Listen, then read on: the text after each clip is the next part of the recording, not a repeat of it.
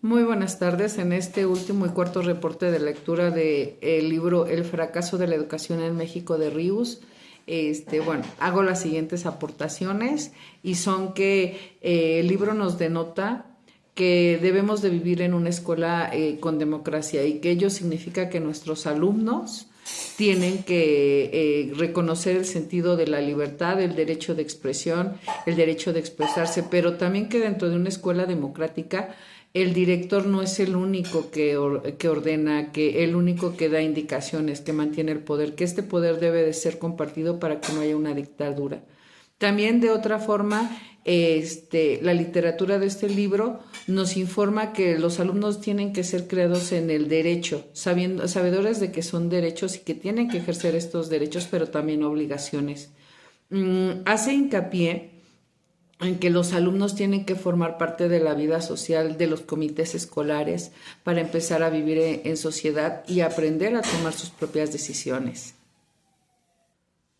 Se hace una fuerte referencia que aun cuando los libros de texto han cambiado, la educación sigue siendo en manera tradicional y que de otra manera se siguen con sistemas obsoletos y tradicionales desde el porfirismo y cuando Justo Sierra era un ministro, por lo cual se ve la necesidad de que aun cuando ya hay más maestros y más normales, la educación se tiene que actualizar para aquellos momentos, hablando de 1976, 1973 y 1976, pues se encuentra que el método de la educación es obsoleto por los sistemas que se manejan.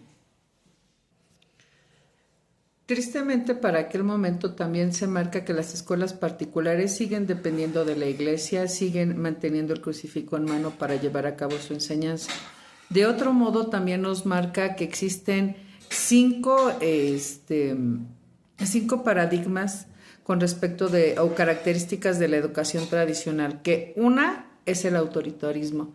En forma posterior, el autoritarismo pues lo ejerce el maestro. El verbalismo es que él transmite información y los discentes, que en este caso son los alumnos, son los que reciben dicha información. Por otra parte tenemos la disciplina. Esta le imparte el maestro y por disciplina se entiende que los niños tienen que hacer lo que el maestro indica para que se lleve a cabo de manera armónica esta relación.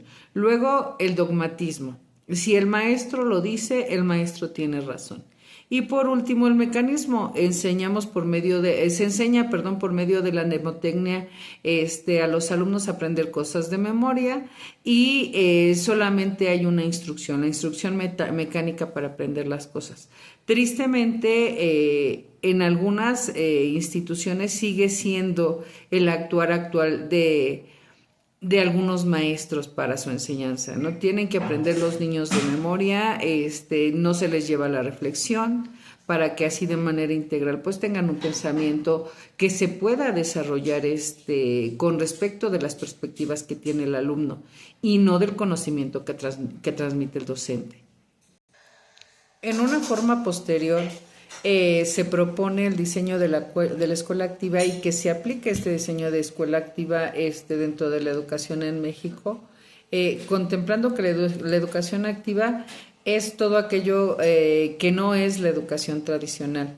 Desde Juan Jacobo Rousseau hasta Pestalozzi, se propone un diseño en donde el niño aprenda desde el contacto con la naturaleza, cree su conocimiento, reflexione y comprenda su conocimiento, de manera que su aprendizaje se haga significativo.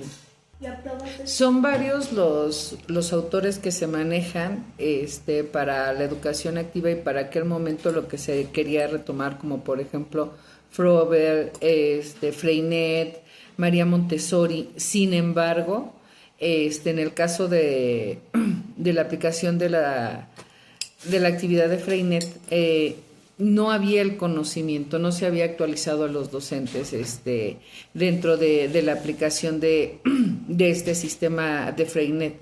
En tanto, pues el trabajo del principio motor y la filosofía de la educación que se tenía que aplicar en deleite de los alumnos, pues era una situación simplemente utópica para los docentes, porque también era el ejemplo es el medio del educador por excelencia, Pero si no se conocía este sistema de educación de Freinet, difícilmente se podía aplicar. Siguiendo con la filosofía de Freinet, en donde era la organización lo que llevaba a la disciplina y no la autoridad, y en su paso número 4, que se debía de trabajar en ambientes de libertad para que el alumno tuviera un buen conocimiento, y por último, que la mente desarrollada y las manos expertas generan un buen conocimiento. Eso solamente se quedaba en la teoría, porque finalmente, como nos demuestra el libro, en algún momento se le hizo una prueba a docentes en México, en aquel momento de la teoría, del sistema y de la filosofía de Freinet, y no tenían conocimiento de esta. Finalmente, los entornos y el contexto no era el mismo en el que se aplicaban aquellos sistemas y filosofías de Freinet que en el lugar en donde fueron creados y aplicados. Y era por ello que había una incongruencia al aplicar este tipo de sistemas en el país. El fracaso de la educación en México también nos marca en este último reporte de lectura que en la educación activa el alumno debe de crearse en la libertad, pero también de manera integral el alumno debe aprender a escribir, a crear sus textos, a convivir con sus amistades, a generar círculos de amistades, y que el niño habrá de aprender por medio del amor. Y si bien esta situación es utópica, se obtienen resultados cuando se tiene el conocimiento de cómo se maneja este sistema de Freinet. Por otra parte, de alguna manera limita a que haya tareas en casa. Se hace la organización de trabajo, se hace dentro de las escuelas, en donde los niños utilizan fichas de trabajo, esquemas para determinar e ir haciendo los reflexivos de su metacognición y de cómo se va generando su conocimiento. Dentro de esta educación efectiva que para aquel momento, activa que para aquel momento se proponía, no había vigencia ni oportunidad de hacer una aplicación de este sistema de Freinet derivado de que no se contaba con las bibliotecas y con el almacén que debieran contar estas para que tuvieran los libros suficientes para que los alumnos fueran a investigar a estas bibliotecas. Sin embargo, se solicitaba de este sistema de educación activa que los alumnos llevaran a cabo sus asambleas, se hicieran reflexivos, se vivieran dentro de la democracia, estuvieran conscientes de cada uno de sus derechos y así llevar la construcción de su conocimiento, que en estas asambleas se premiara a los alumnos con mejor desarrollo. Sin embargo, pues no tuvo auge este sistema, aun cuando por la UNESCO ha sido recomendado como uno de los mejores sistemas de educación. Hace falta infraestructura, hace falta bibliotecas bien surtidas en las cuales se encuentren los libros suficientes. Actualmente sabemos que estas bibliotecas han sido suplidas por buscadores tecnológicos, por buscadores en línea, en los cuales los niños simplemente se limitan a cortar y a pegar información. Tristemente se ha perdido el sentido de lo que son las verdaderas investigaciones en los libros.